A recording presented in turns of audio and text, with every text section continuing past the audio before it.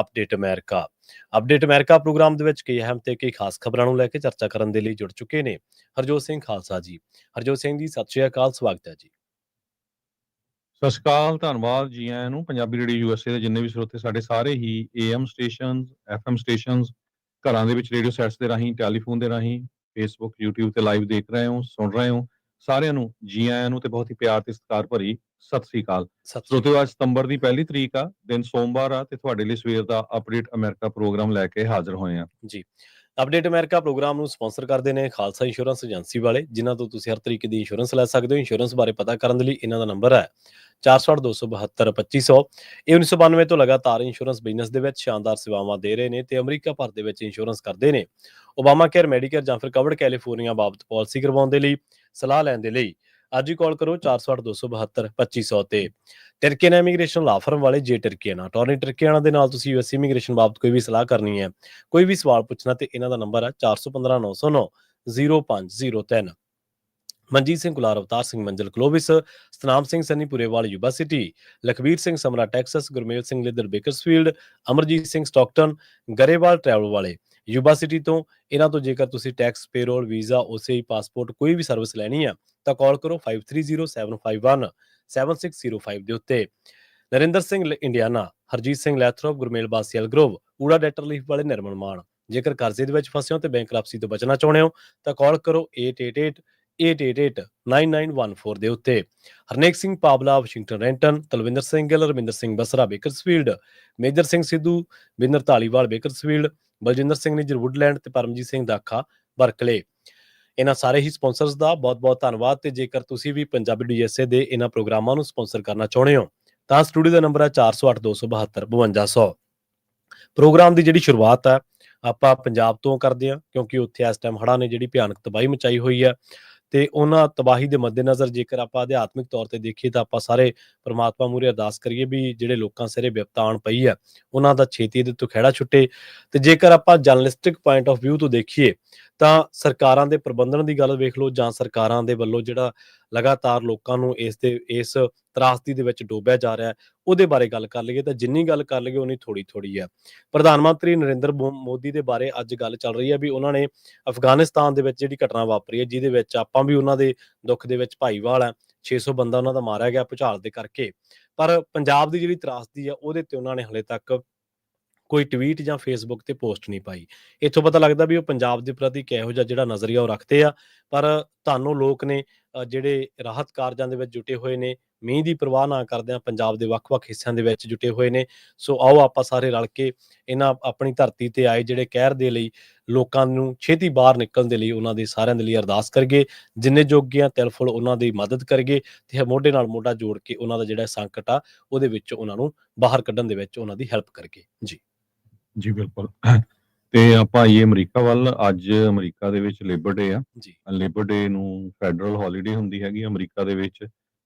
ਪਹਿਲਾ ਸੋਮਵਾਰ ਜਿਹੜਾ ਸਤੰਬਰ ਦਾ ਆ ਉਹ ਉਹਨਾਂ ਨੂੰ ਆਨਰ ਤੇ ਰਿਕੋਗਨਾਈਜ਼ ਕਰਨ ਦੇ ਲਈ ਅਮਰੀਕਨ ਲੇਬਰ ਮੂਵਮੈਂਟ ਨੂੰ ਜਿਨ੍ਹਾਂ ਨੇ ਕੰਮ ਕੀਤੇ ਤੇ ਕੰਟਰੀਬਿਊਸ਼ਨ ਕੀਤੀ ਹੈਗੀ ਆ, ਉਹਨਾਂ ਦੀ ਯਾਦ ਦੇ ਵਿੱਚ ਇਹ ਛੁੱਟੀ ਮਨਾਈ ਜਾਂਦੀ ਹੈਗੀ ਆ। 19ਵੀਂ ਸੈਂਚੁਰੀ ਤੋਂ ਇਹ ਜਿਹੜੀ ਛੁੱਟੀ ਆ ਮਨਾਈ ਜਾਂਦੀ ਹੈ। ਕੈਨੇਡਾ ਦੇ ਵਿੱਚ ਵੀ ਅੱਜ ਹੀ ਜਿਹੜਾ ਲੇਬਰ ਡੇ ਮਨਾਇਆ ਜਾਂਦਾ ਹੈਗਾ। 150 ਦੇ ਕਰੀਬ ਮੁਲਕ ਜਿਹੜੇ ਆ ਇੰਟਰਨੈਸ਼ਨਲ ਵਰਕਰ ਡੇ ਜਿਹੜਾ ਮਈ 1 ਨੂੰ ਮਨਾਉਂਦੇ ਹੈਗੇ, ਯੂਰਪੀਅਨ ਯੂਨੀਅਨ ਵਾਲੇ ਖਾਸ ਕਰਕੇ ਜਿਹੜੇ ਮੁਲਕ ਹੈਗੇ ਆ। ਸੋ ਅਮਰੀਕਾ ਦੇ ਵਿੱਚ ਲੇਬਰ ਡੇ ਲੌਂਗ ਵੀਕਐਂਡ ਸੀ, ਛੁੱਟੀ ਹੁੰਦੀ ਆ ਤੇ ਲੇਬਰ ਡੇ ਨੂੰ ਸੇਲਸ ਵਗੈਰਾ ਬਹੁਤ ਲੱਗਦੀਆਂ ਹੈਗੀਆਂ। ਸੋ ਬਹੁਤ ਸਾਰੇ ਜਿਹੜੇ ਅਮਰੀਕਨਸ ਆ ਉਹ ਸਮਾਨ ਖਰੀਦਦੇ ਹੈਗੇ ਅੱਜ ਤੇ ਡਿਸਕਾਊਂਟ ਕਾਫੀ ਸਟੋਰਾਂ ਤੇ ਹੁੰਦੇ ਹੈਗੇ ਆ।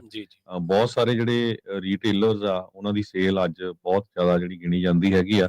ਸਪੈਸ਼ਲੀ ਜਿਹੜੇ ਬੈਕ ਟੂ ਸਕੂਲ ਸੇਲਸ ਹੁੰਦੀਆਂ, ਖਾਸ ਕਰਕੇ ਜਿਹੜੇ ਬੱਚੇ ਹੁਣ ਸਕੂਲਾਂ ਨੂੰ ਵਾਪਸ ਉਹਨਾਂ ਦੇ ਸਕੂਲ ਸ਼ੁਰੂ ਹੋ ਗਏ ਆ ਤੇ ਉਹਨਾਂ ਨੇ ਬਹੁਤ ਸਾਰਾ ਜਿਹੜਾ ਸਮਾਨ ਖਰੀਦਣਾ ਹੁੰਦਾ ਹੈਗਾ। ਰਿਟੇਲਰਸ ਕਲੇਮ ਕਰਦੇ ਆ ਇਹ ਵੀ one of the largest sale date ਜਿਹੜਾ ਗਿਣਿਆ ਜਾਂਦਾ ਇਸ ਸਾਲ ਦਾ, second only to Christmas seasons Black Friday. So Black Friday ਤੋਂ ਪਹਿਲਾਂ ਜਿਹੜਾ ਆ ਇਹ ਲੇਬਰ ਡੇ ਵਾਲਾ ਜਿਹੜਾ ਦਿਨ ਆ ਇਸ ਨੂੰ ਗਿਣਿਆ ਜਾਂਦਾ ਵੀ ਇੱਥੇ ਲੋਕ ਬਹੁਤ ਵੱਡੀ ਗਿਣਤੀ ਦੇ ਵਿੱਚ ਜਿਹੜਾ ਸਮਾਨ ਆ ਉਹ ਖਰੀਦਦੇ ਹੈਗੇ। ਜੀ ਬਿਲਕੁਲ। ਸੋ ਜੀ, ਬਹੁਤ ਵੱਡਾ ਯੋਗਦਾਨ ਆ ਜੀ ਹਰਜੋਤ ਸਿੰਘ ਜੀ ਉਹਨਾਂ ਲੋਕਾਂ ਦਾ, ਕਿਰਤੀ ਲੋਕਾਂ ਦਾ, ਅਮਰੀਕਾ ਨੂੰ ਗ੍ਰੇਟ ਬਣਾਉਣ ਦੇ ਲਈ।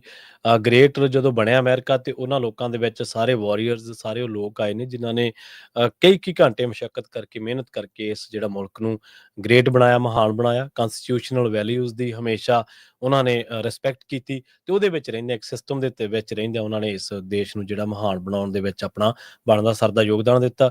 ਇਸੇ ਕਰਕੇ ਅੱਜ ਵੀ ਤੁਸੀਂ ਦੇਖੋ ਅਮਰੀਕਾ ਦੇ ਵਿੱਚ ਲੋਕ ਜਿਹੜੇ ਇਮੀਗ੍ਰੇਸ਼ਨ ਕ੍ਰੈਕਡਾਊਨ ਦੇ ਬਾਰੇ ਗੱਲ ਕਰਦੇ ਨੇ, ਬੋਲਦੇ ਨੇ, ਉਹਨਾਂ ਦਾ ਇਹ ਬਹੁਤ ਵੱਡਾ ਮੱਧ ਆ, ਉਹਨਾਂ ਦੀ ਬਹੁਤ ਵੱਡਾ ਤਰਕ ਆ ਵੀ ਇਹ ਜਿਹੜੇ ਮਿਹਨਤਕਸ਼ ਲੋਕ ਨੇ ਇਹ ਅਮਰੀਕਾ ਨੂੰ ਮਹਾਨ ਬਣਾਉਣ ਦੇ ਵਿੱਚ ਲਗਾਤਾਰ ਯਤਨਸ਼ੀਲ ਨੇ, ਸਰਗਰਮ ਨੇ ਜੀ।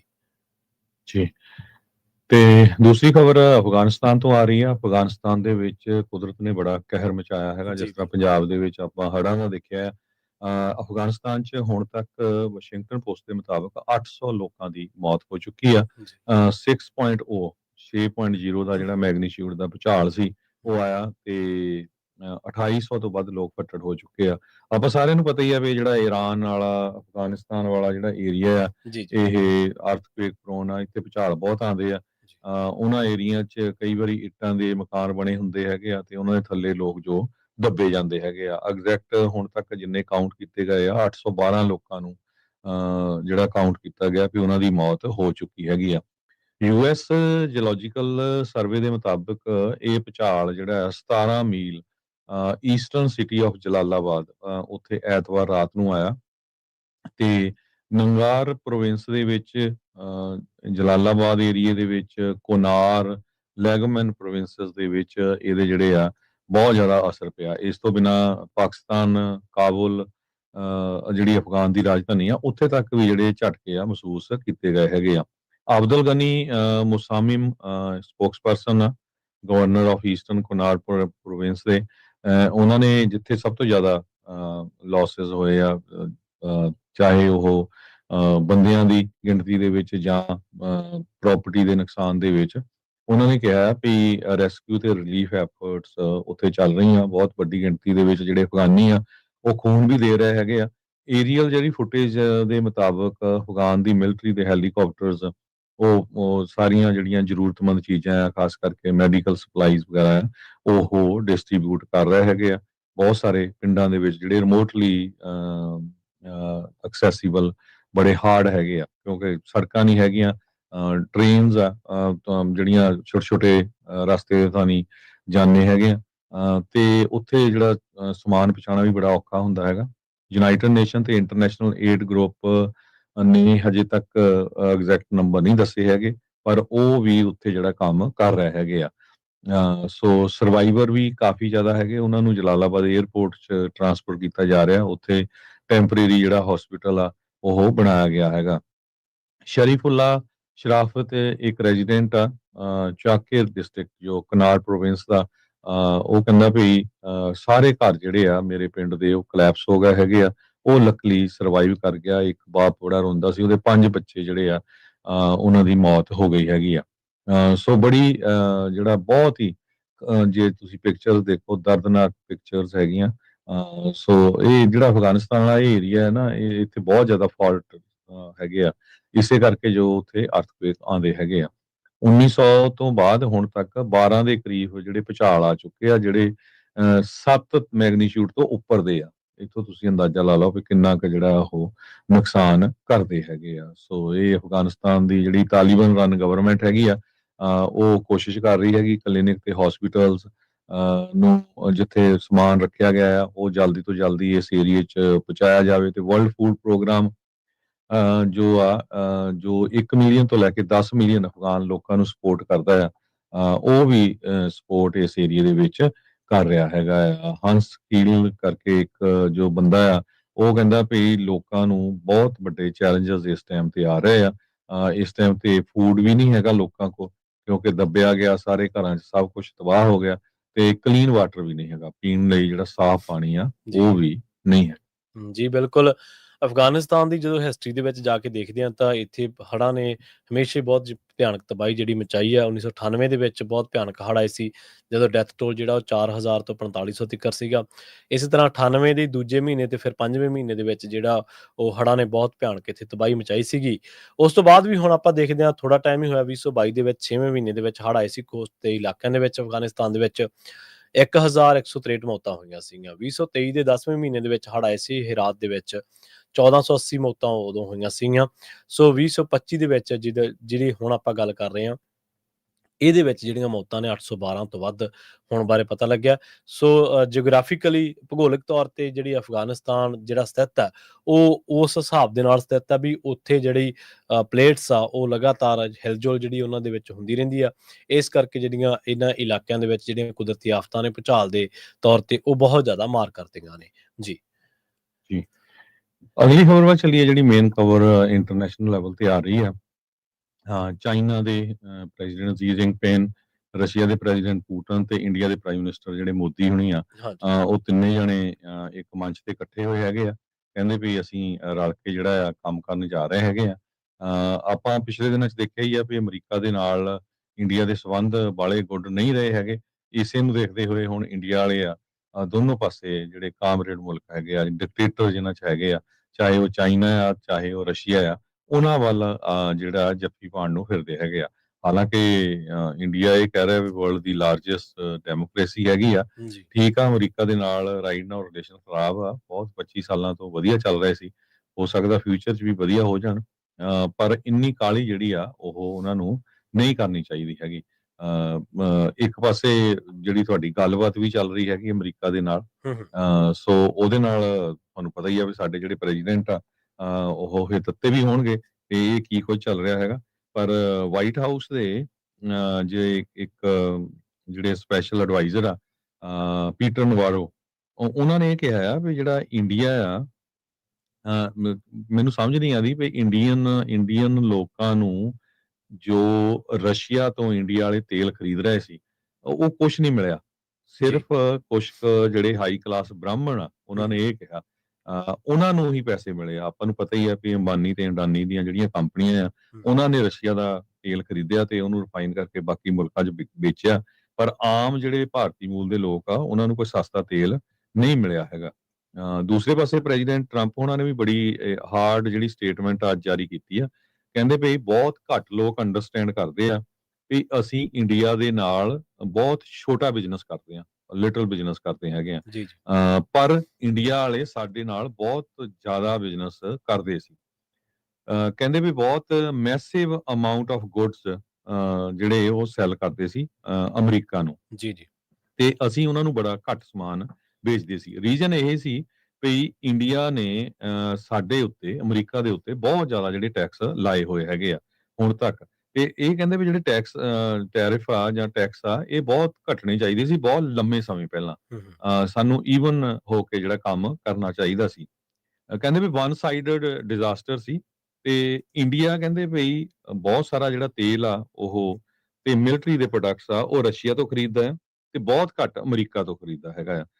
ਤੇ ਹੁਣ ਉਹ ਕਹਿੰਦੇ ਵੀ ਰੈਡੀ ਆ, ਅਸੀਂ ਟੈਰਿਫ ਕੱਟ ਕਰ ਦਿੰਨੇ ਆ। ਅੱਜ ਹੀ ਜਿਹੜਾ ਸੋਸ਼ਲ ਮੀਡੀਆ ਦੇ ਉੱਤੇ ਟਰੂਥ ਸੋਸ਼ਲ ਤੇ ਪ੍ਰੈਜ਼ੀਡੈਂਟ ਡੋਨਲਡ ਟਰੰਪ ਹੋਣਾ ਨੇ ਇਹ ਸਟੇਟਮੈਂਟ ਜਾਰੀ ਕੀਤੀ ਆ ਵੀ ਹੁਣ they have now offer to cut their tariff to nothing.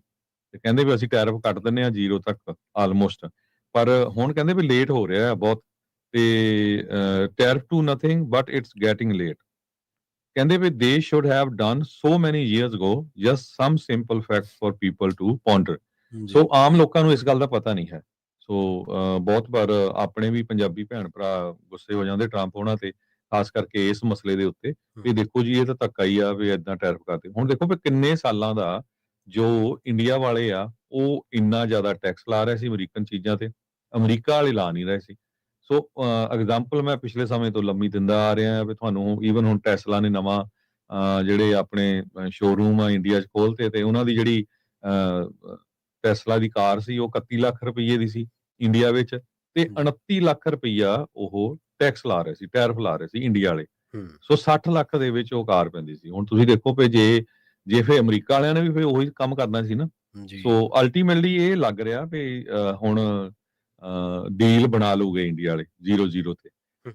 ਪਰ ਜਿਸ ਹਿਸਾਬ ਦੇ ਨਾਲ ਪੀਟਰ ਨਵਾਰੋ ਹਰ ਰੋਜ਼ ਇਦਾਂ ਦੇ ਜਿਹੜੇ ਤੀਰ ਛੱਡਦੇ ਰਹਿੰਦੇ ਆ ਵੀ ਅੱਜ ਉਹਨਾਂ ਨੇ ਦੇਖੋ ਇਹ ਛੱਡਤਾ ਵੀ ਇਹਦਾ ਕੁਛ ਕੁ ਹਾਈ ਕਲਾਸ ਜਿਹੜੇ ਬ੍ਰਾਹਮਣ ਆ ਬ੍ਰਾਹਮਣ ਆ ਉਹਨਾਂ ਨੂੰ ਫਾਇਦਾ ਹੋ ਰਿਹਾ ਹੈਗਾ, ਔਰ ਰਿਐਲਿਟੀ ਵੀ ਆ। ਜੀ ਬਹੁਤ ਘੱਟ ਜਿਹੜੇ ਹਾਈ ਕਲਾਸ ਲੋਕ ਹੈਗੇ ਆ ਜਿਨ੍ਹਾਂ ਦੀਆਂ ਵੱਡੀਆਂ ਕੰਪਨੀਆਂ, ਚਾਹੇ ਅੰਬਾਨੀ, ਅਡਾਨੀ, ਈਵਨ ਇੰਡੀਆ ਦੇ ਆਪੋਜੀਸ਼ਨ ਲੀਡਰ ਸਾਰੇ ਕਹਿੰਦੇ ਰਹਿੰਦੇ ਆ। ਸੋ ਉਹਨਾਂ ਨੇ ਇਹ ਕਿਹਾ ਵੀ ਆਮ ਲੋਕਾਂ ਨੂੰ ਇਹਦੇ ਵਿੱਚ ਕੋਈ ਫਾਇਦਾ ਨਹੀਂ ਹੋ ਰਿਹਾ। ਇੱਕ ਚੌਧਰੀ ਫਾਵਦ ਹੁਸੈਨ ਆ, ਉਹਨਾਂ ਨੇ ਇਹ ਕਿਹਾ ਵੀ ਕਹਿੰਦੇ ਵੀ ਜੇ 50% ਟੈਰਿਫ ਇੰਡੀਆ ਤੇ ਕੁਝ ਦਿਨ ਲੱਗਾ ਰਿਹਾ ਤੇ ਕਹਿੰਦਾ ਇੰਡੀਅਨਸ ਲਾਈਨਾਂ 'ਚ ਖੜੇ ਹੋਣਗੇ ਬੰਗਲਾਦੇਸ਼ ਨੂੰ ਮੂਵ ਹੋਣ ਲਈ। ਅੱਛਾ ਕਹਿੰਦੇ Indians will be lining up to immigrate to Bangladesh.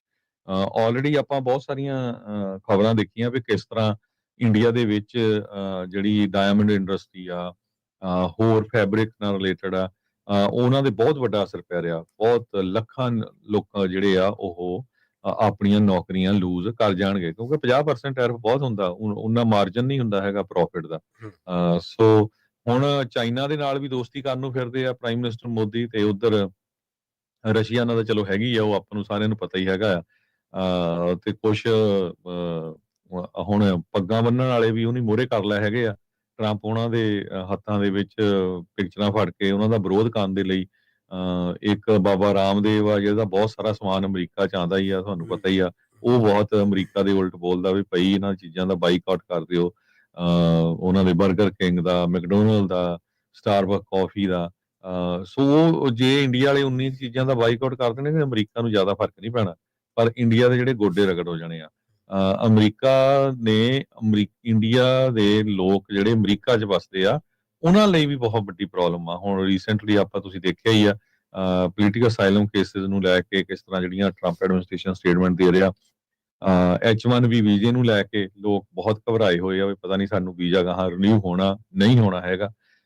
ਸੋ ਜਿਸ ਹਿਸਾਬ ਦੇ ਨਾਲ ਗਲਤੀ ਤੇ ਗਲਤੀ ਪ੍ਰਾਈਮ ਮਿਨਿਸਟਰ ਮੋਦੀ ਹੁਣੀ ਕਰ ਰਹੇ ਹੈਗੇ ਆ। ਵੀ ਇੱਕ ਪਾਸੇ ਤਾਂ ਠੀਕ ਆ ਟੈਰਿਫ ਤੁਹਾਡੇ ਤੇ ਲੱਗਾ, ਤੁਹਾਡੀ ਇਨ ਦ ਬੈਕਗ੍ਰਾਉਂਡ ਤੇ ਤੁਹਾਡੀ ਗੱਲਬਾਤ ਵੀ ਚੱਲ ਰਹੀ ਆ।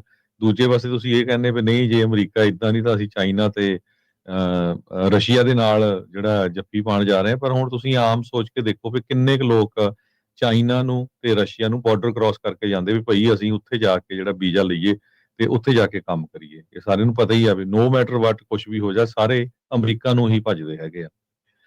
ਸੋ ਜੋ ਉਹਨਾਂ ਦੀ ਮੀਟਿੰਗ ਹੋਈ ਹੈਗੀ ਆ ਮੋਦੀ ਤੇ ਜ਼ਿੰਗਪਿੰਗ ਦੀ, ਤੇ ਉਹਨਾਂ ਨੇ ਇਹ ਇਸ਼ੂ ਕੀਤਾ ਵੀ ਸਾਡੇ ਉੱਤੇ ਜਿਹੜਾ ਟੈਰਿਫ ਲੱਗਿਆ ਗਿਆ ਹੈਗਾ, ਚਾਈਨਾ ਵਾਲੇ ਵੀ ਕਹਿ ਰਹੇ ਆ ਵੀ ਨਹੀਂ ਤੁਹਾਡੇ ਨਾਲ ਧੱਕਾ ਹੋ ਰਿਹਾ, ਉਹ ਸਾਡੇ ਨਾਲ ਰਲ ਕੇ ਚੱਲੋ। ਹਾਲਾਂਕਿ ਚਾਈਨਾ ਵਾਲਿਆਂ ਨੇ ਬਹੁਤ ਵੱਡੀ ਗਿਣਤੀ ਦੇ ਵਿੱਚ ਇੰਡੀਆ ਦੀ ਜਿਹੜੀ ਜ਼ਮੀਨ ਆ ਉਹ ਦੱਬੀ ਹੋਈ ਹੈਗੀ ਆ। ਉਧਰ ਰਸ਼ੀਆ ਵਾਲੇ ਨੇ ਤਾਂ ਕਹਿਣਾ ਹੀ ਆ, ਕਿਉਂਕਿ ਰਸ਼ੀਆ ਦੇ ਉੱਤੇ ਜਿਹੜਾ ਬੈਨ ਲੱਗਿਆ ਹੋਇਆ ਵੀ ਕੋਈ ਵੀ ਉੱਥੇ ਦੀ ਚੀਜ਼ ਜਿਹੜਾ ਨਹੀਂ ਖਰੀਦ ਸਕਦਾ ਹੈਗਾ। ਸੋ ਬਾਰਡਰ ਕਲੈਸ਼ ਜੋ ਹੋਏ ਸੀਗੇ ਇੰਡੀਆ ਤੇ ਚਾਈਨਾ ਦੇ 2020 'ਚ ਹੀ ਹੋਏ ਸੀਗੇ। ਰੀਸੈਂਟਲੀ ਜਿਹੜੀ ਲੜਾਈ ਹੋਈ ਸੀ ਉਹਦੇ ਚਾਈਨਾ ਵਾਲਿਆਂ ਨੇ ਬੜਾ ਸਾਥ ਦਿੱਤਾ ਪਾਕਿਸਤਾਨ ਦਾ। ਸੋ ਕਾਫੀ ਕੁਝ ਚੱਲ ਰਿਹਾ ਹੈਗਾ, ਪਰ ਰਸ਼ੀਆ ਵਾਲੇ ਜਿਹੜੇ ਅਮਰੀਕਾ ਵਾਲੇ ਆ, ਵਾਈਟ ਹਾਊਸ ਦਾ ਜਿਹੜਾ ਐਡਮਿਨਿਸਟ੍ਰੇਸ਼ਨ ਆ ਉਹ ਹੋਰ ਵੀ ਤੱਤਾ ਜਿਹੜਾ ਇੰਡੀਆ ਦੇ ਅਗੇਂਸਟ ਹੋ ਰਿਹਾ ਹੈ। ਹਾਂਜੀ ਬਿਲਕੁਲ ਦੇਖੋ ਇਹਦੇ ਵਿੱਚ ਤਾਂ ਕੋਈ ਦੋ ਰਾਏ ਨਹੀਂ ਵੀ ਜੇਕਰ ਆਪਾਂ ਉੱਥੇ ਦੇਖੀਏ ਜਿਹੜੀ ਆਰਥਿਕ ਨਾ ਬਰਾਬਰੀ ਆ ਉਹ ਮੋਦੀ ਦੇ ਰਾਜ ਦੇ ਵਿੱਚ ਕਿੰਨੀ ਤਾਂ ਗਈ ਹੈ, ਕਿੰਨਾ ਉਹਦਾ ਜਿਹੜਾ ਇੰਡੈਕਸ ਆ ਉਹ ਤਾਂ ਗਿਆ। ਇਹਦਾ ਕਾਰਨ ਇੱਕੋ ਹੀ ਹੈ ਵੀ ਜਿਹੜਾ ਨੀਤੀਆਂ ਦਾ ਪਾਲਿਸੀਜ਼ ਦਾ ਜਿਹੜਾ ਲਾਹਾ ਹੈ ਉਹ ਕੁਝ ਕੁ ਲੋਕਾਂ ਨੂੰ ਮਿਲ ਰਿਹਾ। ਕੁਝ ਕੁ ਲੋਕ ਜਿਹੜਾ ਉਹ ਡਿਸਾਈਡ ਕਰ ਰਹੇ ਨੇ, ਪਾਲਿਸੀ ਬਣਾ ਰਹੇ ਨੇ, ਤੇ ਉਹਦੇ ਆੜ ਦੇ ਵਿੱਚ ਦੂਜਿਆਂ ਨਾਲ ਕੁਝ ਮਰਜ਼ੀ ਹੋ ਜਾਵੇ, ਦੂਜਿਆਂ ਦਾ ਕਿੰਨਾ ਮਰਜ਼ੀ ਨੁਕਸਾਨ ਹੋ ਜਾਵੇ, ਉਹਨਾਂ ਨੂੰ ਪਰਵਾਹ ਨਹੀਂ ਹੈ। ਹੁਣ ਤੁਸੀਂ ਦੇਖੋ ਵੀ ਛੋਟੀ ਜਿਹੀ ਮਿਸਾਲ ਤੁਹਾਨੂੰ ਇੱਥੇ ਪੰਜਾਬ ਦੀ ਦੇ ਦਿੰਦੇ ਆ। ਹਾਈਵੇਜ਼ ਬਣ ਰਹੇ ਨੇ, 10-10 ਫੁੱਟ ਉੱਚੀਆਂ, 12-12 ਫੁੱਟ ਉੱਚੀਆਂ, 15-15 ਫੁੱਟ ਉੱਚੀਆਂ ਕੰਧਾਂ ਬਣ ਰਹੀਆਂ ਨੇ। ਐਕਸੈਸ ਉਹਨਾਂ ਦੇ ਵਿੱਚ ਹੈ ਨਹੀਂਗਾ ਆਮ ਬੰਦੇ ਦੇ ਚੜ੍ਹਨ ਦੇ ਲਈ, ਨਾ ਕੋਈ ਐਗਜ਼ਿਟ ਹੈ, ਨਾ ਕੋਈ ਐਂਟਰੀ ਪੁਆਇੰਟ ਹੈ। ਉਹ ਬਣ ਕਿਹਦੇ ਲਈ ਰਹੇ ਨੇ? ਉਹ ਲਾਹਾ ਕਿਹਨੂੰ ਦੇਣਗੇ? ਤੇ ਆਹ ਜਿਹੜੀਆਂ ਸਾਡੇ ਤੇ ਮਾਰਾਂ ਪੈ ਰਹੀਆਂ ਨੇ ਇਹਨਾਂ ਨੂੰ ਤਾਂ ਸਗੋਂ ਹੋਰ ਵਧਾ ਦੇਣਗੇ। ਜੇ ਫਰਜ਼ ਕਰੋ ਵੀ ਜੇ 5-5 6-6 ਫੁੱਟ ਪਾਣੀ ਜਿੰਨਾ ਪਿੰਡਾਂ ਦੇ ਵਿੱਚ ਖੜਾ ਹੈ ਤੇ ਉਹਨਾਂ ਪਿੰਡਾਂ ਦੇ ਮੂਹਰੇ ਤੁਸੀਂ ਹਾਈਵੇਜ਼ ਦੇ ਰੂਪ ਦੇ ਵਿੱਚ, ਫ੍ਰੀਵੇ ਦੇ ਰੂਪ ਦੇ ਵਿੱਚ 15 ਫੁੱਟ ਉੱਚੀ ਹੋਰ ਕੰਧ ਖੜੀ ਕਰ ਦਿਓਗੇ, ਉਹ ਲੋਕ ਕਿੱਥੇ ਜਾਣਗੇ? ਸੋ ਇਹ ਨਾ ਸਿਰਫ ਜਿਓਗ੍ਰਾਫਿਕਲੀ ਸਾਡਾ ਨੁਕਸਾਨ ਕਰਨਗੇ, ਸਾਡੇ ਢਾਂਚੇ ਨੂੰ ਵੀ ਨੁਕਸਾਨ ਪਹੁੰਚਾਉਣਗੇ ਤੇ ਸਾਡੇ ਲੋਕਾਂ ਦੀ ਹੋਂਦ ਤੇ ਵੀ ਭਾਰੀ ਮਸਲਾ ਖੜਾ ਕਰਨਗੇ। ਪਰ ਇਹਨਾਂ ਦੇ ਉੱਤੇ ਮਾਲ ਕਿਹਦਾ ਜਾਣਾ? ਕੱਚਾ ਮਾਲ ਇਹਨਾਂ ਦੇ ਉੱਤੇ ਕਾਰਪੋਰੇਟਸ ਦਾ ਜਾਣਾ। ਕਾਰਪੋਰੇਟਸ ਦਾ ਲੈ ਵੀ ਜਾਣ, ਪਰ ਉਹਦੇ ਚ ਆਮ ਬੰਦੇ ਦੀ ਹਿੱਸੇਦਾਰੀ ਹੋਣੀ ਚਾਹੀਦੀ ਹੈ। ਆਮ ਬੰਦੇ ਦੀ ਹਿੱਸੇਦਾਰੀ ਤੋਂ ਭਾਵ ਕਿ ਜਿਹੜਾ ਕਾਰਪੋਰੇਟ ਨੂੰ ਕੱਚਾ ਮਾਲ ਚਾਹੀਦਾ ਉਹ ਆਮ ਬੰਦੇ ਦੇ ਖੇਤ ਦੇ ਵਿੱਚੋਂ ਮੂਲੀ, ਗਾਜਰ, ਗੋਭੀ, ਆਲੂ, ਪਿਆਜ਼ ਉਹਦੇ ਰੂਪ ਦੇ ਵਿੱਚ ਜਾਵੇ, ਨਾ ਕਿ ਕਾਰਪੋਰੇਟ ਖੁਦ ਆ ਕੇ ਉੱਥੇ ਕਰੇ, ਫਿਰ ਲੋਕਾਂ ਦਾ ਫਾਇਦਾ ਜਿਹੜਾ ਉਹ ਹੋ ਸਕਦਾ। ਪਰ ਇਹ ਬਿਲਕੁਲ ਜਾਇਜ਼ ਆ। ਕੁਝ ਲੋਕਾਂ ਨੂੰ ਲੱਗਣਾ ਵੀ ਇਹ ਜਿਹੜੀ ਗੱਲ ਫਿਰਕਾ ਪ੍ਰਸਤ ਆ, ਠੀਕ ਆ, ਉਹਨਾਂ ਨੇ ਕੁਝ ਮੈਜੋਰਟੀ ਦੇ ਨਾਂ ਨੂੰ ਵਰਤ ਕੇ ਉਹਨਾਂ ਨੇ ਸਟੇਟਮੈਂਟ ਦਿੱਤੀ ਆ, ਪਰ ਆਪਾਂ ਨੂੰ ਪਤਾ ਹੀ ਆ ਵੀ ਉੱਥੇ ਲਾਹਾ ਜਿਹੜਾ ਅਸਲ ਦੇ ਵਿੱਚ ਕਿੰਨੇ ਲੋਕ ਲੈ ਰਹੇ ਨੇ। ਅਸਲ ਦੇ ਵਿੱਚ ਜਿਹੜੇ ਲੋਕ ਆ ਹੜ੍ਹਾਂ ਦੀ ਮਾਰ ਦੇ ਵਿੱਚ ਆਉਂਦੇ ਨੇ, ਕਰੋਨਾ ਦੇ ਵਿੱਚ ਮਰਦੇ ਨੇ, ਇਹ ਵੀ ਬਹੁ ਗਿਣਤੀ ਹਿੰਦੂ ਹੀ ਨੇ। ਜਿਹੜੇ ਦੂਜੇ ਸਟੇਟਾਂ ਦੇ ਵਿੱਚ ਮਜ਼ਦੂਰੀ ਕਰਨ ਆਉਂਦੇ ਨੇ, ਇਹ ਵੀ ਹਿੰਦੂ ਤਬਕੇ ਤੋਂ ਹੀ ਆਉਂਦੇ ਨੇ। ਪਰ ਉਦੋਂ ਹਿੰਦੂਵਾਦ ਜਿਹੜਾ ਉਹ ਨਹੀਂ ਜਾਗਦਾ।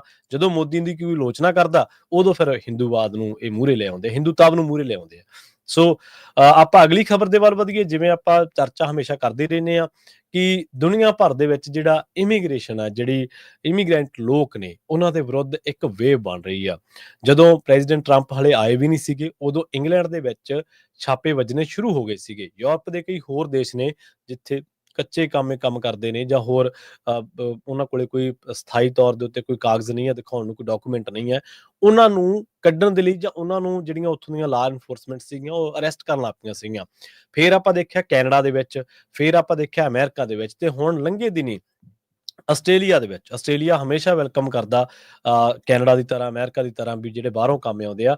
ਪਰ ਹੁਣ ਮਾਰਚ ਫਾਰ ਆਸਟ੍ਰੇਲੀਆ ਦੇ ਬੈਨਰ ਹੇਠ ਇੱਕ ਇਮੀਗ੍ਰੇਸ਼ਨ ਜਿਹੜਾ ਵਿਦੇਸ਼ੀ ਕਾਮਿਆਂ ਦੇ ਵਿਰੁੱਧ ਰੈਲੀਆਂ ਕੀਤੀਆਂ ਗਈਆਂ। ਆਸਟ੍ਰੇਲੀਆ ਦੇ ਲੋਕਾਂ ਨੇ ਮੁਲਕ ਦੇ ਵਿੱਚ ਵਿਦੇਸ਼ੀ ਕਾਮਿਆਂ ਦੀ ਗਿਣਤੀ ਘਟਾਉਣ ਤੇ ਸਰਕਾਰੀ ਇਮੀਗ੍ਰੇਸ਼ਨ ਨੀਤੀਆਂ ਦੇ ਵਿੱਚ ਤਬਦੀਲੀ ਦੀ ਮੰਗ ਨੂੰ ਲੈ ਕੇ ਰੋਸ ਮੁਜ਼ਾਹਰੇ ਕੀਤੇ ਆ। ਦੇਸ਼ ਭਰ ਦੇ ਵਿੱਚ ਹਜ਼ਾਰਾਂ ਲੋਕਾਂ ਨੇ ਤਖ਼ਤੀਆਂ ਤੇ ਆਸਟ੍ਰੇਲੀਆਈ ਝੰਡਿਆਂ ਦੇ ਨਾਲ ਆਵਾਜ਼ ਬੁਲੰਦ ਕੀਤੀ ਆ। ਕੁਝ ਥਾਵਾਂ ਤੇ ਮੁਜ਼ਾਹਰਾਕਾਰੀਆਂ ਦੀਆਂ ਵਿਦੇਸ਼ੀ ਕਾਮਿਆਂ ਦੇ ਹਮਾਇਤੀਆਂ ਦੇ ਨਾਲ ਝੜਪਾਂ ਵੀ ਹੋਈਆਂ ਨੇ। ਬ੍ਰਿਸਬੇਨ ਦੇ ਵਿੱਚ ਦੇਖ ਲਓ, ਵੱਡੀ ਭੀੜ ਜਿਹੜੀ ਹੈ King George Square, Adelaide Street, Edward ਸਟਰੀਟਾਂ ਤੋਂ ਇਲਾਵਾ ਬੋਟੈਨਿਕ ਗਾਰਡਨ ਦੇ ਵੱਲ ਵਧੀ। 6000 ਬੰਦਾ ਇੱਥੇ ਸੀਗਾ। ਹੋਰ ਸ਼ਹਿਰਾਂ ਦੇ ਵਿੱਚ ਵੀ ਜਿਹੜੀ ਆ ਉਹ ਇਸ ਨੇ ਇਸੇ ਤਰ੍ਹਾਂ ਜਿਹੜੀ ਪੁਲਿਸ ਦੇ ਰੋਕਣ ਦੇ ਬਾਵਜੂਦ ਵੀ, ਜਿਹੜੀ ਸਿਡਨੀ ਦੇ ਵਿੱਚ ਰੋਸ ਰੈਲੀ ਆ ਬੈਲਮੋਰ ਪਾਰਕ ਤੋਂ ਸ਼ੁਰੂ ਹੋਈ ਸੀ, ਵਿਕਟੋਰੀਆ ਪਾਰਕ ਵੱਲ ਗਈ ਸੀ। ਮੈਲਬਰਨ ਦੇ ਵਿੱਚ ਮੁਜ਼ਾਹਰਾ ਜਿਹੜਾ ਉਹ ਫਲੀਡਰਸ ਸਟਰੀਟ ਸਟੇਸ਼ਨ ਤੋਂ ਸ਼ੁਰੂ ਹੋਇਆ ਸੀ ਤੇ ਪਾਰਲੀਮੈਂਟ ਹਾਊਸ ਦੇ ਵੱਲ ਗਿਆ ਸੀਗਾ। ਸੋ ਆਸਟ੍ਰੇਲੀਆ ਦੇ ਜਿੰਨੇ ਵੱਡੇ ਸ਼ਹਿਰ ਨੇ ਉਹਨਾਂ ਦੇ ਵਿੱਚ ਇਹ ਰੈਲੀਆਂ ਹੋਈਆਂ ਨੇ। ਸਰਕਾਰ ਨੂੰ ਇਹਨਾਂ ਰੈਲੀਆਂ ਤੋਂ ਬਾਅਦ, ਮੁਜ਼ਾਹਰਿਆਂ ਤੋਂ ਬਾਅਦ ਇੱਥੋਂ ਤੱਕ ਕਿਹਾ ਵੀ ਇਹ ਜਿਹੜੀ ਕੰਮ ਹੋਇਆ, ਮੁਜ਼ਾਹਰੇ ਹੋਏ ਨੇ, ਰੋਸ ਮੁਜ਼ਾਹਰੇ, ਇਹ ਗਲਤ ਨੇ। ਉਹਨਾਂ ਨੇ ਨਿੰਦਾ ਕੀਤੀ ਤੇ ਕਿਹਾ ਵੀ ਇਹ ਜਿਹੜੀ ਕਾਰਵਾਈ ਆ ਉਹ ਨਫ਼ਰਤ ਫੈਲਾਉਣ ਵਾਲੀ ਆ। ਸਰਕਾਰ ਨੇ ਆਸਟ੍ਰੇਲੀਆ ਦੇ ਵਿੱਚ ਭਾਰਤੀਆਂ ਦੀਆਂ ਜਿਹੜੀ ਵੱਧਦੀ ਆਮਦ ਆ ਉਹਦੇ ਖਿਲਾਫ ਵੱਖ-ਵੱਖ ਸ਼ਹਿਰਾਂ ਦੇ ਵਿੱਚ ਜਿਹੜੀਆਂ ਮੁਹਿੰਮਾਂ ਚਲਾਈਆਂ, ਇਹਨਾਂ ਨੂੰ ਇਹ ਕਹਿ ਕੇ ਖਾਰਜ ਕੀਤਾ ਵੀ ਇਹ ਨਸਲਵਾਦ ਆ ਤੇ ਜਾਤੀਵਾਦ ਤੇ ਆਧਾਰਿਤ ਆ, ਤੇ ਇਸ ਦੇ ਵਿੱਚ ਕੱਟੜਪੰਥੀ ਸਰਗਰਮੀ ਦੇ ਲਈ ਦੇਸ਼ ਦੇ ਵਿੱਚ ਕੋਈ ਥਾਂ ਨਹੀਂ ਹੈ। ਐਂਥਨੀ ਅਲਬਨੀਜ਼ ਦੀ ਅਗਵਾਈ ਹੇਠਲੀ ਸਰਕਾਰ ਜਿਹੜੀ ਆ ਉਹ ਕਹਿੰਦੇ ਵੀ ਅਸੀਂ ਇਹਨਾਂ ਰੈਲੀਆਂ ਦੇ ਖਿਲਾਫ ਤੇ ਰੋਸ ਮੁਜ਼ਾਹਰਿਆਂ ਦੇ ਖਿਲਾਫ ਡਟ ਕੇ ਜਿਹੜਾ ਉਹ ਖੜੇ ਆ। ਜੀ ਜੀ ਬਿਲਕੁਲ। ਜੇ ਅਮਰੀਕਾ ਦੇ ਵਿੱਚ ਇਮੀਗ੍ਰੈਂਟਸ ਦੀ ਗੱਲ ਕਰਦੇ ਜਾਈਏ, 12 ਲੱਖ ਹਾਂਜੀ ਇਮੀਗ੍ਰੈਂਟਸ ਅਮਰੀਕਾ ਨੂੰ ਛੱਡ ਕੇ ਜਿਹੜੀ ਯੂਐਸ ਦੀ ਲੇਬਰ ਫੋਰਸ ਆ ਉਹ ਚਲੇ ਗਏ ਆ ਚਲੇ ਇੱਥੋਂ। ਗਏ। ਕਿਉਂਕਿ ਇੰਨਾ ਡਰ ਵਾਲਾ ਮਾਹੌਲ ਬਣਿਆ ਹੋਇਆ ਆ। ਆਪਾਂ ਤੁਹਾਡੇ ਨਾਲ ਖਬਰਾਂ ਸਾਂਝੀਆਂ ਕਰਦੇ ਹੀ ਰਹਿੰਦੇ ਆ ਵੀ ਕਿਸ ਤਰ੍ਹਾਂ ਲੋਕਾਂ ਨੂੰ ਫੜ ਕੇ ਜਿਹੜਾ ਆ ਅੰਦਰ ਕੀਤਾ ਜਾ ਰਿਹਾ, ਉਹ ਤੋਂ ਬਾਅਦ ਡਿਪੋਰਟ ਕੀਤਾ ਜਾ ਰਿਹਾ ਹੈਗਾ। ਸੋ ਜਿਹੜਾ ਨਵੀਂ ਸਰਵੇ ਆਇਆ ਆ ABC ਦੇ ਮੁਤਾਬਕ, ਉਹਦੇ ਵਿੱਚ ਇਹ ਦੱਸਿਆ ਗਿਆ ਆ ਵੀ 12 ਲੱਖ ਲੋਕ ਅਮਰੀਕਾ ਨੂੰ ਆਲਰੇਡੀ ਛੱਡ ਕੇ ਚਲੇ ਗਏ ਆ। ਸੋ ਬਹੁਤ ਸਾਰੇ ਜਿਹੜੇ ਇਹ ਸਪੈਨਿਸ਼ ਮੂਲ ਦੇ ਹੈਗੇ ਆ। ਇਮੀਗ੍ਰੈਂਟਸ ਖਾਸ ਕਰਕੇ 20% ਯੂਐਸ ਦੀ ਵਰਕਫੋਰਸ ਦਾ ਆ। ਜੀ ਬਿਲਕੁਲ। ਸੋ ਹਰ 5 ਵਿੱਚੋਂ ਇੱਕ ਬੰਦਾ ਜਿਹੜਾ ਇਮੀਗ੍ਰੈਂਟ ਹੈਗਾ ਆ। ਜੇ ਹਾਲਾਂਕਿ ਕਈ ਸੈਕਟਰਸ ਦੇ ਵਿੱਚ ਬਹੁਤ ਆ, 45% ਵਰਕਰਸ ਫਾਰਮਿੰਗ ਦੇ ਵਿੱਚ ਹੈਗੇ ਆ ਇਮੀਗ੍ਰੈਂਟ, ਫਿਸ਼ਿੰਗ ਦੇ ਵਿੱਚ ਆ, ਫੋਰੈਸਟਰੀ ਦੇ ਵਿੱਚ ਹੈਗੇ ਆ। ਇਹ ਪਿਊਰ ਰਿਸਰਚ ਸੈਂਟਰ ਦੇ ਜੋ ਸਟੈਫਨੀ ਕ੍ਰੈਮਰ ਆ ਉਹਨਾਂ ਦੇ ਮੁਤਾਬਕ। ਸੋ 45% ਫਾਰਮਿੰਗ ਚ ਆ। ਹੁਣ ਜੇ ਫਾਰਮਿੰਗ ਤੇ ਏਡਾ ਵੱਡਾ ਅਸਰ ਪਿਆ, ਪਿਛਲੇ ਦਿਨਾਂ ਚ ਮੈਂ ਰਿਪੋਰਟ ਸਾਂਝੀ ਕੀਤੀ ਸੀ ਵੀ ਆਉਣ ਵਾਲੇ ਦਿਨਾਂ ਚ ਜਿਹੜਾ $7 ਨੂੰ ਗੈਲਨ ਦੁੱਧ ਆ ਉਹ $12 ਤੱਕ ਜਿਹੜਾ ਪਹੁੰਚ ਸਕਦਾ ਹੈਗਾ। ਤੇ ਬਾਕੀ ਜਿਹੜਾ ਐਗਰੀਕਲਚਰ ਦਾ ਸਮਾਨ ਆ, ਹੋਰ ਬਹੁਤ ਸਾਰੀਆਂ ਸਬਜ਼ੀਆਂ, ਉਹਨਾਂ ਦੀਆਂ ਕੀਮਤਾਂ ਕਿੱਥੇ ਤੱਕ ਪਹੁੰਚਣਗੀਆਂ। ਇਹ ਰਿਪੋਰਟ ਆਈ ਸੀ, ਮੈਂ ਪਿਛਲੇ ਹਫ਼ਤੇ ਵੀ ਤੁਹਾਡੇ ਨਾਲ ਸਾਂਝੀ ਕੀਤੀ ਸੀ। ਸੋ ਇਹ ਤਾਂ ਹੋ ਗਿਆ ਫਾਰਮਿੰਗ ਦਾ, ਜਿਹਦੇ ਵਿੱਚ 45%, 30% ਕੰਸਟਰਕਸ਼ਨ ਦੇ ਵਿੱਚ ਆ। ਸੋ ਹੁਣ ਤੁਸੀਂ ਘਰ ਰੀਮੋਡਲ ਕਰਨਾ ਆ, ਨਵੇਂ ਘਰ ਬਣਾਉਣੇ ਆ, ਉਹਨਾਂ ਦੀ ਕਾਸਟ ਆਫ ਕੰਸਟਰਕਸ਼ਨ ਨੈਚੁਰਲੀ ਕਿੰਨੀ ਵਧੂਗੀ ਜੇ ਇੰਨੀ ਵਰਕ ਫੋਰਸ ਚਲੇ ਗਈ ਹੈਗੀ ਆ। ਤੇ ਸਰਵਿਸ ਇੰਡਸਟਰੀ ਦੇ ਵਿੱਚ 24% ਦੇ ਕਰੀਬ ਜਿਹੜੇ ਆ ਉਹ ਇਮੀਗ੍ਰੈਂਟ। 2023 ਦਾ ਜਿਹੜਾ ਡਾਟਾ ਆ ਉਹਨਾਂ ਦੇ ਮੁਤਾਬਕ 14 ਮਿਲੀਅਨ ਲੋਕ ਯੂਐਸ ਦੇ ਵਿੱਚ ਇਲੀਗਲ ਹੈਗੇ ਆ।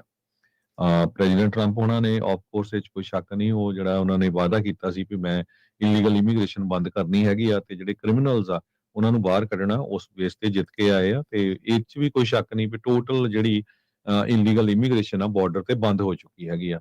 ਪਰ ਬਹੁਤ ਸਾਰੇ ਪ੍ਰੈਜ਼ੀਡੈਂਟ ਟਰੰਪ ਉਹਨਾਂ ਦੇ ਜਿਹੜੇ ਸਪੋਰਟਰਸ ਵੀ ਆ, ਈਵਨ ਜੋ ਰੋਗਨ ਵਰਗੇ ਵੀ ਜਿਨ੍ਹਾਂ ਨੇ 3-3 ਘੰਟੇ ਦਾ ਉਹਨਾਂ ਦੇ ਨਾਲ ਪੋਡਕਾਸਟ ਕੀਤਾ ਸੀ, ਉਹ ਵੀ ਇਸ ਗੱਲੋਂ ਔਖੇ ਹੋਏ ਭਈ ਜਿਹੜਾ ਬੰਦਾ ਘਾਹ ਕੱਟ ਰਿਹਾ ਆ, ਲੈਂਡਸਕੇਪਿੰਗ ਕਰ ਰਿਹਾ ਆ, ਫੂਡ ਸਰਵ ਕਰ ਰਿਹਾ, ਉਹ ਕਿੱਡਾ ਕ੍ਰਿਮੀਨਲ ਆ, ਉਹ ਤਾਂ ਤੁਹਾਨੂੰ ਕੀ ਜਿਹੜਾ ਖਤਰਾ ਹੈਗਾ ਆ। ਸੋ ਹੁਣ ਉਸ ਕਰਕੇ ਵਿਰੋਧ ਜ਼ਰੂਰ ਹੋ ਰਿਹਾ, ਪਰ ਉੱਥੇ ਕੋਈ ਸੁਣਵਾਈ ਕੋਈ ਨਹੀਂ ਹੈ। ਇਸ ਵੇਲੇ ਵੀ ਰਾਈਡਸ ਧੜਾਧੜ ਜਿਹੜੇ ਰੇਡਸ ਆ ਸੌਰੀ ਆਈਸ ਦੀਆਂ ਉਹ ਪੈ ਰਹੀਆਂ ਹੈਗੀਆਂ, ਦਰਜਨਾਂ ਦੇ ਹਿਸਾਬ ਨਾਲ ਫਾਰਮਰ ਅਰੈਸਟ ਕੀਤੇ ਗਏ ਆ। ਲਾਸ ਐਂਜਲਸ ਜਦੋਂ ਤੁਹਾਨੂੰ ਪਤਾ ਹੀ ਆ ਵੀ ਇੱਕ ਜਿਹੜਾ ਫਾਰਮ ਸੀਗਾ ਵੀਡ ਦਾ ਭੰਗ ਦਾ ਫਾਰਮ ਜਿਹੜਾ ਸੀ, ਉੱਥੇ ਜਿਹੜੇ ਕੰਮ ਕਰਦੇ ਸੀ 300 ਦੇ ਕਰੀਬ ਲੋਕਾਂ ਨੂੰ ਜਿਹੜਾ ਅਰੈਸਟ ਕਰ ਲਿਆ ਸੀ। ਸੋ ਬਹੁਤ ਸਾਰੇ ਲੋਕ ਡਰਦੇ ਮਾਰੇ ਜੀ। ਕੰਮ ਤੇ ਨਹੀਂ ਜਾ ਰਹੇ ਹੈਗੇ, ਘਰਾਂ 'ਚ ਹੀ ਜਿਹੜੇ ਰਹਿ ਰਹੇ ਹੈਗੇ ਆ। ਸੋ ਕਾਫੀ ਜ਼ਿਆਦਾ ਜਿਹੜਾ ਇਹਦਾ ਅਸਰ ਆ ਉਹ ਇਕੋਨਮੀ ਤੇ ਪਊਗਾ। ਬਿਲਕੁਲ ਜੀ, ਪਿਛਲੇ ਦਿਨਾਂ ਦੇ ਵਿੱਚ ਸ਼ਿਕਾਗੋ ਦੇ ਵਿੱਚ ਜਿਹੜਾ ਕੁਛ ਹੋਇਆ ਜਾਂ ਜਿਹੜਾ ਨੈਸ਼ਨਲ ਟਰੂਪਸ ਉੱਥੇ ਲਗਾਏ ਜਾਣੇ ਸੀ, ਉਹਨੂੰ ਲੈ ਕੇ ਸਿਆਸਤ ਭਖੀ ਸੀ। ਸ਼ਿਕਾਗੋ ਦੇ ਬਾਰੇ ਵੀ ਬੜੀਆਂ ਖਬਰਾਂ ਆ ਰਹੀਆਂ ਨੇ। ਉੱਥੇ ਕ੍ਰਿਸਟੀ ਨੋਇਮ ਦਾ ਇੱਕ ਬਿਆਨ ਆ ਤੇ 8 ਲੋਕਾਂ ਦੀ ਜਿਹੜੀ ਆ ਮੌਤ ਹੋ ਚੁੱਕੀ ਆ ਹੁਣ ਤੱਕ ਇਸ ਤੇ ਖਬਰ ਦੇ ਉੱਤੇ। ਤੇ ਇਹਦੇ ਨਾਲ-ਨਾਲ ਕੈਨੇਡਾ ਤੋਂ ਇੱਕ ਖਬਰ ਆ ਰਹੀ ਆ ਕਿ ਉੱਥੇ 2 ਜਣਿਆਂ ਨੂੰ ਬਰੈਂਪਟਨ ਦੇ ਵਿੱਚ ਜਿਹੜੇ ਫਰੌਤੀ ਮੰਗਦੇ ਸੀਗੇ ਗੋਲੀਆਂ ਚਲਾ ਕੇ, ਉਹਨਾਂ ਨੂੰ ਕਾਬੂ ਕੀਤਾ ਗਿਆ। ਆਪਾਂ ਇਹਨਾਂ ਦੋਨਾਂ ਖਬਰਾਂ ਨੂੰ ਤੇ ਹੋਰ ਕਈ ਇਹਨਾਂ ਦੋਵਾਂ ਖਬਰਾਂ ਸਮੇਤ ਕਈ ਹੋਰ ਅਹਿਮ ਖਬਰਾਂ ਨੇ, ਜਿਨ੍ਹਾਂ ਤੇ ਚਰਚਾ ਕਰਾਂਗੇ ਆਪਾਂ ਬ੍ਰੇਕ ਤੋਂ ਬਾਅਦ। ਬ੍ਰੇਕ ਥੋੜ੍ਹੀ ਜਿਹੀ ਆਪਾਂ ਲੇਟ ਲੈ ਹੋ ਚੁੱਕੇ ਹਾਂ। ਇੱਕ ਬ੍ਰੇਕ ਦੇ ਲਈ ਰੁਕਦੇ ਹਾਂ, ਬ੍ਰੇਕ ਤੋਂ ਬਾਅਦ ਇਹਨਾਂ ਖਬਰਾਂ ਨੂੰ ਲੈ ਕੇ ਆਪਾਂ ਚਰਚਾ ਕਰਦੇ ਹਾਂ।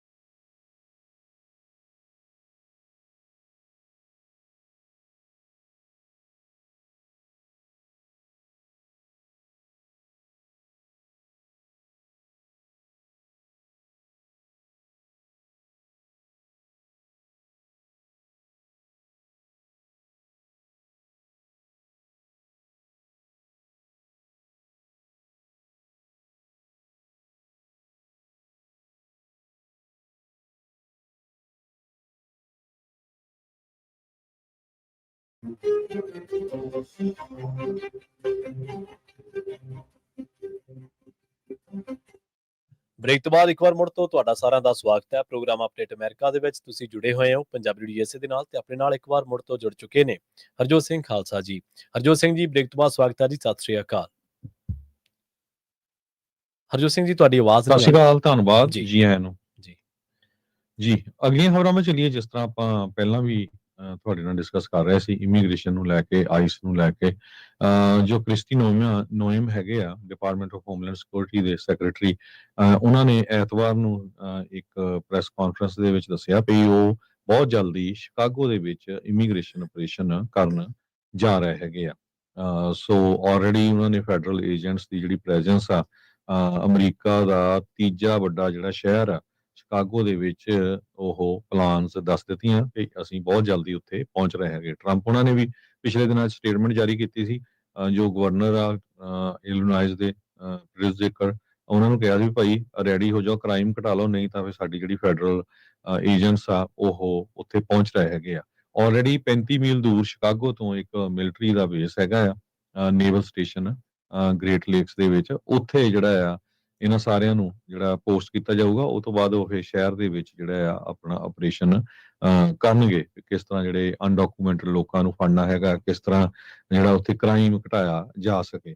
ਸ਼ਿਕਾਗੋ ਦੇ ਮੇਅਰ ਨੇ ਇੱਕ ਆਰਡਰ ਵੀ ਸਾਈਨ ਕਰ ਦਿੱਤਾ, ਜਿਹਦੇ ਮੁਤਾਬਕ ਉਹਨਾਂ ਨੇ ਇਹ ਕਿਹਾ ਕਿ ਸ਼ਿਕਾਗੋ ਦੀ ਜਿਹੜੀ ਪੁਲਿਸ ਡਿਪਾਰਟਮੈਂਟ ਆ ਉਹ ਫੈਡਰਲ ਅਥਾਰਟੀ ਦੀ ਕੋਈ ਹੈਲਪ ਨਹੀਂ ਕਰੂਗੀ। ਸੋ ਪੂਰੀ ਟੱਕਰ ਜਿਹੜੇ ਸ਼ਿਕਾਗੋ ਤੇ ਸਟੇਟ ਆਫ ਇਲੀਨੋਇਸ ਉਹ ਟਰੰਪ ਐਡਮਿਨਿਸਟ੍ਰੇਸ਼ਨ ਦੇ ਨਾਲ ਲੈ ਰਹੀ ਹੈਗੀ ਆ। ਪ੍ਰਿਟਜ਼ਕਰ ਜੋ ਉੱਥੇ ਦੇ ਗਵਰਨਰ ਹੈਗੇ ਇਲੀਨੋਇਸ ਦੇ, ਉਹਨਾਂ ਨੂੰ ਫੇਸ ਦਾ ਨੇਸ਼ਨ ਦੇ ਵਿੱਚ ਇਹ ਕਿਹਾ ਸੀ ਕਿ ਟਰੰਪ ਸਰਕਾਰ ਜਿਹੜੀ ਆ ਉਹ ਧੱਕਾ ਕਰ ਰਹੀ ਹੈਗੀ ਆ, ਤੇ ਇਹ ਨਹੀਂ ਹੋਣਾ ਚਾਹੀਦਾ ਹੈਗਾ। ਪਰ ਪ੍ਰੈਜ਼ੀਡੈਂਟ ਟਰੰਪ ਉਹਨਾਂ ਨੇ ਇਹ ਕਿਹਾ ਵੀ ਦੇਖੋ ਵਾਸ਼ਿੰਗਟਨ DC ਦੇ ਵਿੱਚ ਅਸੀਂ ਕਿੰਨਾ ਕਲੀਨ ਅਪ ਕਰਤਾ, ਕ੍ਰਾਈਮ ਆਲਰੇਡੀ ਬਹੁਤ ਜ਼ੀਰੋ ਤੱਕ ਪਹੁੰਚ ਚੁੱਕਾ ਹੈਗਾ। ਸੋ ਇਹ ਕੁਝ ਅਸੀਂ ਵੱਖ-ਵੱਖ ਸ਼ਹਿਰਾਂ, ਅਮਰੀਕਾ ਦੇ 17 ਸ਼ਹਿਰਾਂ ਜਿਨ੍ਹਾਂ 'ਚ ਓਕਲੈਂਡ ਵੀ ਹੈਗਾ ਆ, ਮੇਬੀ ਸੈਨ ਫਰਾਂਸਿਸਕੋ ਵੀ ਹੋ ਸਕਦਾ, ਨਿਊਯਾਰਕ, ਵੱਖ-ਵੱਖ ਸ਼ਹਿਰਾਂ ਦੇ ਵਿੱਚ ਉਹ ਸਪੈਸ਼ਲ ਜਿਹੜੇ ਏਜੰਟਸ ਆ ਉਹ ਭੇਜਣਗੇ ਤਾਂ ਕਿ ਜਿਹੜਾ ਕ੍ਰਾਈਮ ਨੂੰ ਕੰਟਰੋਲ ਕੀਤਾ ਜਾ ਸਕੇ ਤੇ ਜਿਹੜੇ ਅਨਡਾਕੂਮੈਂਟਡ ਲੋਕ ਉਹਨਾਂ ਸ਼ਹਿਰਾਂ 'ਚ ਰਹਿੰਦੇ ਆ, ਖਾਸ ਕਰਕੇ ਜਿਹੜੇ ਸੈਂਚੁਰੀ ਸਿਟੀਜ਼ ਆ, ਉਹਨਾਂ ਨੂੰ ਫੜ ਕੇ ਰਿਮੂਵ ਕੀਤਾ ਜਾ ਸਕੇ। ਜੀ ਬਿਲਕੁਲ। ਇਸੇ ਤਰ੍ਹਾਂ ਦੀ ਇੱਕ ਹੋਰ ਜਿਹੜੀ ਇਮੀਗ੍ਰੇਸ਼ਨ ਦੇ ਨਾਲ ਜੁੜੀ ਖਬਰ ਆ ਉਹ ਆ ਰਹੀ ਆ ਵਾਸ਼ਿੰਗਟਨ ਤੋਂ। US ਫੈਡਰਲ ਜੱਜ ਨੇ ਜਿਹੜਾ ਉਹ ਟਰੰਪ ਐਡਮਿਨਿਸਟ੍ਰੇਸ਼ਨ ਤੋਂ ਵੱਲੋਂ ਜਿਹੜੇ ਡਿਪੋਰਟ ਕੀਤੇ ਜਾ ਰਹੇ ਸੀ ਕੁਝ ਕੁ ਜਿਹੜੇ ਬੱਚਿਆਂ ਦਾ ਗਰੁੱਪ ਸੀਗਾ ਗੁਆਟੇਮਾਲਾ ਨੂੰ, ਉਹਨਾਂ ਨੂੰ ਕਹਿੰਦੇ ਵੀ ਜਹਾਜ਼ਾਂ ਦੇ ਵਿੱਚੋਂ ਉਤਾਰ ਲਿਆ ਤੇ ਉਹਨਾਂ ਨੂੰ ਰੋਕ ਦਿੱਤਾ ਗਿਆ, ਉਹਨਾਂ ਦੀ ਜਿਹੜੀ ਡਿਪੋਰਟੇਸ਼ਨ ਸੀਗੀ। ਇੱਕ ਡਰਾਮੈਟਿਕ ਸੀਨ ਕਹਿੰਦੇ ਵੀ ਇਸ ਦੇ ਦੌਰਾਨ ਕ੍ਰੀਏਟ ਹੋ ਗਿਆ ਲਾਸਟ ਮਿੰਟ, ਜਦੋਂ ਕੋਰਟ ਚੈਲੰਜ ਸੀਗਾ ਟਰੰਪ ਜਿਹੜੀ ਡਿਪੋਰਟੇਸ਼ਨ ਐਫਰਟ ਆ ਉਹਨਾਂ ਦੇ ਵੱਲੋਂ, ਤੇ ਪਰ ਉਹ ਕਹਿੰਦੇ ਵੀ ਜਿਹੜਾ US ਦਾ ਫੈਡਰਲ ਜੱਜ ਸੀਗਾ ਉਹਨੇ ਹਾਲਟ ਕਰ ਦਿੱਤਾ ਇਹ ਸਾਰੇ ਵਰਤਾਰੇ ਨੂੰ ਤੇ ਸਾਰੇ ਪ੍ਰੋਸੈਸ ਨੂੰ ਹੀ।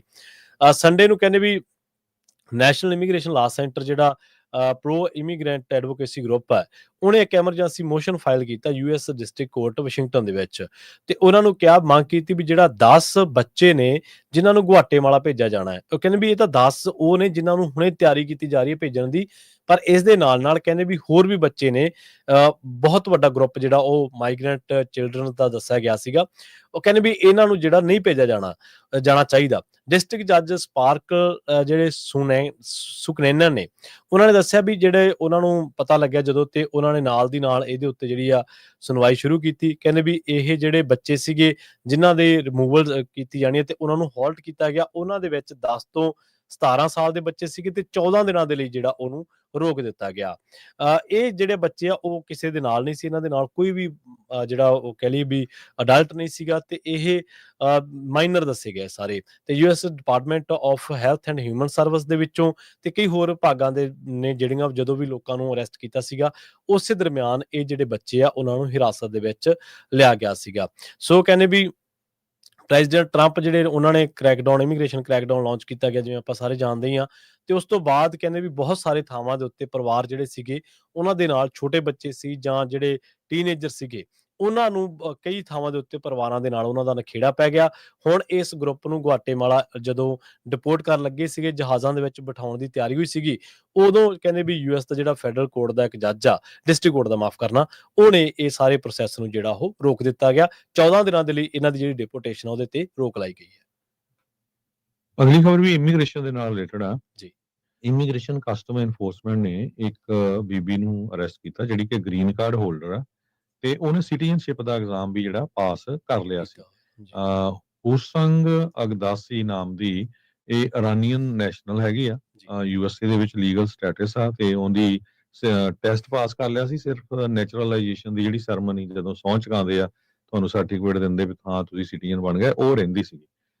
ਸੋ ਇਹਦਾ ਜਿਹੜਾ ਅਰੈਸਟ ਹੋਣ ਦਾ ਕਾਰਨ ਇਹ ਦੱਸਿਆ ਗਿਆ ਵੀ ਉਹ 2014 ਚ ਅਮਰੀਕਾ ਚ ਇਲੀਗਲੀ ਐਂਟਰ ਕੀਤੀ ਸੀ। ਹਾਲਾਂਕਿ ਉਹਦਾ ਜੋ ਵੀ ਉਹਨੂੰ ਪੋਲੀਟੀਕਲ ਅਸਾਈਲਮ ਕੀਤਾ ਹੋਊਗਾ ਉਹਦਾ ਅਪਰੂਵ ਹੋ ਗਿਆ, ਵਰਕ ਪਰਮਿਟ, ਗ੍ਰੀਨ ਕਾਰਡ ਸਾਰਾ ਕੁਝ ਹੋ ਗਿਆ, ਹੁਣ ਉਹ ਸਿਟੀਜ਼ਨ ਬਣ ਰਹੀ ਸੀਗੀ। ਸੋ ਉਹਨੂੰ ਫੜ ਕੇ ਜਿਹੜਾ ਆ ਜੇਲ੍ਹ ਦੇ ਵਿੱਚ ਰੱਖ ਦਿੱਤਾ ਗਿਆ ਆ। ਉਹ ਜੇਲ੍ਹਾਂ ਹੈਗੀਆਂ ਜਿਸ 'ਚ ਹੁਣ ਤੱਕ 61,000 ਦੇ ਕਰੀਬ ਜਿਹੜੇ ਮਾਈਗ੍ਰੈਂਟਸ ਆ ਹੂੰ, ਉਹਨਾਂ ਨੂੰ ਡਿਟੇਨ ਕੀਤਾ ਗਿਆ ਨੇਸ਼ਨ ਵਾਈਡ ਵੱਖ-ਵੱਖ ਜੇਲ੍ਹਾਂ ਦੇ ਵਿੱਚ ਜਨਵਰੀ ਤੋਂ ਲੈ ਕੇ ਹੁਣ ਤੱਕ। ਜੀ, ਤੇ 2 ਲੱਖ ਦੇ ਕਰੀਬ ਆਲਰੇਡੀ ਜਿਹੜੇ ਡਿਪੋਰਟ ਵੀ ਕੀਤੇ ਜਾ ਚੁੱਕੇ ਹੈਗੇ ਲੋਕ ਜਿਨ੍ਹਾਂ 'ਚ 1700 ਤੋਂ ਵੱਧ ਜਿਹੜੇ ਭਾਰਤੀ ਮੂਲ ਦੇ ਵੀ ਹੈਗੇ ਆ। ਕਹਿੰਦੇ ਭਈ ਸਿਰਫ 29% ਕੋਲ ਕ੍ਰਿਮੀਨਲ ਕਨਵਿਕਸ਼ਨਸ ਆ, 25% ਦੇ ਕੋਲ ਪੈਂਡਿੰਗ ਚਾਰजेस ਆ, 45% ਨੂੰ ਇਹ ਕਿਹਾ ਗਿਆ ਅਦਰ ਇਮੀਗ੍ਰੇਸ਼ਨ ਵਾਇਲੇਟਰ।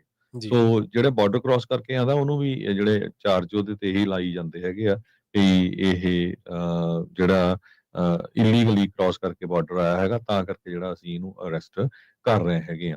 ਸੋ ਇਹ ਮੋਗਦਮ ਨਾਮ ਦੀ ਇਹ ਜਿਹੜੀ ਬੀਬੀ ਆ ਕਹਿੰਦੇ ਇਹਦੇ ਤੇ 2 ਵਾਰੀ ਚੋਰੀ ਕਰਨ ਦੇ ਦੋਸ਼ ਲੱਗੇ ਸੀ। ਤੇ ਇੱਕ ਵਾਰੀ ਉਹ ਟ੍ਰੈਫਿਕ ਸਟਾਪ ਦੇ ਉੱਤੇ ਰੋਕੀ ਗਈ ਸੀ। ਤੇ ਉਸ ਨੂੰ ਜਿਹੜਾ ਅਰੈਸਟ ਕਰ ਲਿਆ ਗਿਆ ਹੈਗਾ।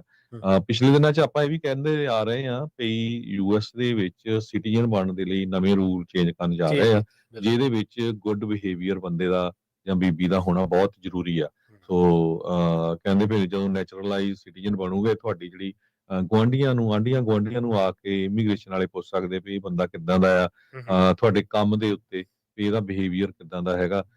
ਖਾਸ ਕਰਕੇ ਜਿਨ੍ਹਾਂ ਨੂੰ ਕੋਈ ਡੀਯੂਆਈ ਮਿਲੀ ਆ ਉਹ ਹੂੰ, ਕਹਿੰਦੇ ਵੀ ਉਹ ਤਾਂ ਕਿਸੇ ਨੂੰ ਵੀ ਜਿਹੜੀ ਸਿਟੀਜ਼ਨਸ਼ਿਪ ਦੇਣੀ ਨਹੀਂ ਤੇ ਉਹਨਾਂ ਨੂੰ ਅਸੀਂ ਡਿਪੋਰਟ ਕਰਾਂਗੇ। ਟਰੰਪ ਐਡਮਿਨਿਸਟ੍ਰੇਸ਼ਨ ਇਹ ਕਹਿ ਰਿਹਾ ਆ। ਹੂੰ, ਸੋ ਪੰਜਾਬੀਆਂ ਨੂੰ ਖਾਸ ਕਰਕੇ ਬਹੁਤ ਇਹ ਮਾੜੀ ਬਿਮਾਰੀ ਹੈਗੀ ਆ।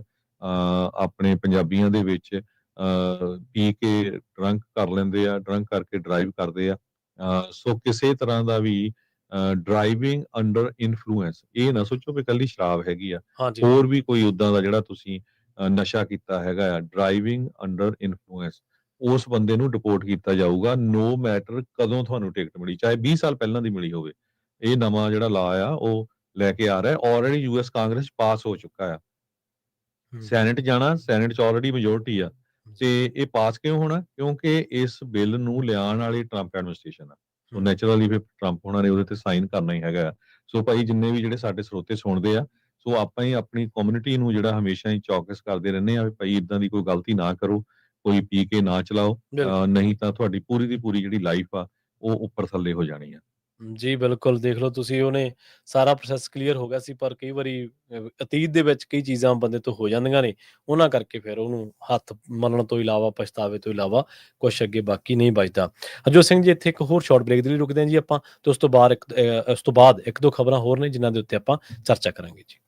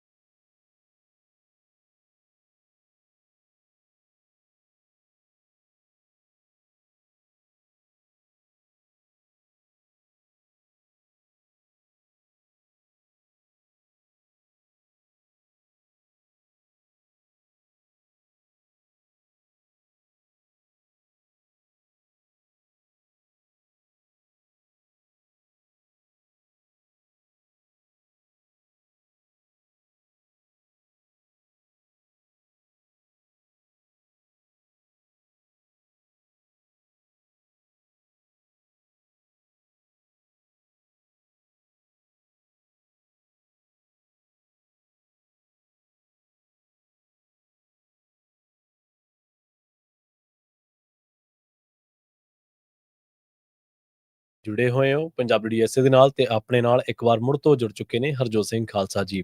ਹਰਜੋਤ ਸਿੰਘ ਜੀ, ਬ੍ਰੇਕ ਤੋਂ ਬਾਅਦ ਸਵਾਗਤ ਹੈ ਜੀ। ਸਤਿ ਸ਼੍ਰੀ ਅਕਾਲ। ਸਤਿ ਸ਼੍ਰੀ ਅਕਾਲ, ਧੰਨਵਾਦ ਜੀ ਆਇਆਂ ਨੂੰ। ਜੀ।